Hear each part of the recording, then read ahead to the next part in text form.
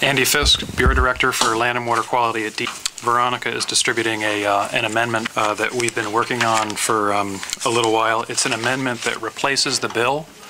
And my apologies, it is 8 pages long, but I think I can give you a digest of where we're at. I would say first that not all of the interested parties, yourselves included, have had ample opportunity to review all this, and there is a lot of material here. So I am presenting to you language that I have worked on with some of the interested parties, but not everyone has had a chance to really digest this. I have given it to a number of representatives and people that testified at the hearing this morning or last night. So let me talk about what has been added to the bill. The conversation, the department's testimony on Representative Sardi and Representative Schott's bill said in effect, we don't support those bills. However, we think that there is an opportunity to better specify the state and municipal partnership and regulation of groundwater. So the vast majority of the verbiage in here attempts to create a framework for the delegation of authority to a municipality to regulate a significant groundwater well. We're proposing that for two reasons. One is substantive and the other is procedural. Procedurally, I think that it is important to be able to have one governing body issue a permit for a significant groundwater well. Right now in the town of Denmark or the town of Shapley or other places, the town is issuing a permit as well as the state. I think one or the other of us can do this with regard to groundwater quality and quantity. I think that makes sense. That's the procedural justification. Substantively, you'll recall that there has been a lot of testimony about the home rule authority of towns.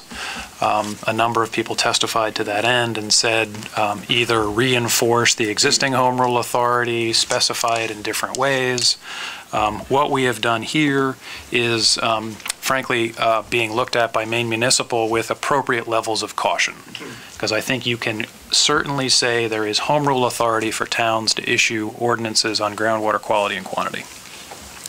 We don't disagree at all. What we would like to do, though, is create a process that formally delegates authority for significant groundwater well regulation to a town.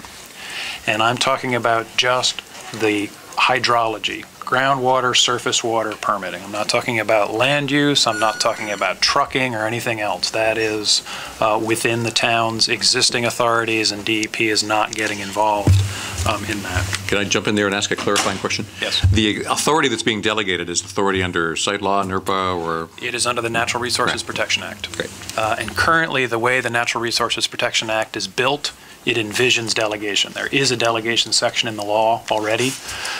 No town has taken delegation, but they could come to us and say, we want to issue town permits for vernal pools or high mountain areas or inland wading and wildlife habitat, in which case the state wouldn't issue the permit. It's just the town doing it. So what I have done in conversations with Representative Sardi and Kingman Pratt, who was the town attorney from Denmark who testified on Representative Sardi's bill. I've had several meetings with them to propose language along the lines of give us authority to do this. You'll recall that the town of Denmark based their authority on an obscure section of state law that principally was driven by surface water and source water protection. And as Mr. Pratt noted, we squinted, or the town of Denmark squinted in developing this, this ordinance. So what this does is procedurally two things. Towns are interested in being able to effectively turn on a dime. You heard the testimony that said if a large water extractor comes to town, towns are interested in being able to seize the field and be in control. What this does is first say that a select board can enact an ordinance effectively immediately to regulate groundwater while they go through the process of delegation. Denmark had said that was very important to them. They actually used that obscure piece of law to have the select board enact an ordinance that was then later approved by full town meeting. We have preserved that act on a dime authority, or codified that act on a dime authority in the provisions of law here.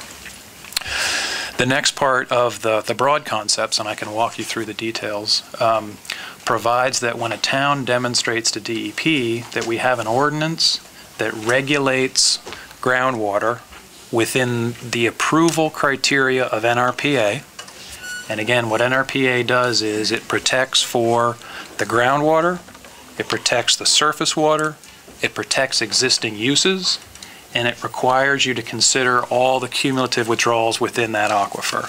So a town comes forward with this ordinance, they demonstrate that they have the technical capacity, and the way towns are going to do that is hiring hydrologic expertise. They're going to have a consultant in their stable that's going to provide them that technical expertise to administer their ordinance. They are then granted authority to administer their ordinance. We then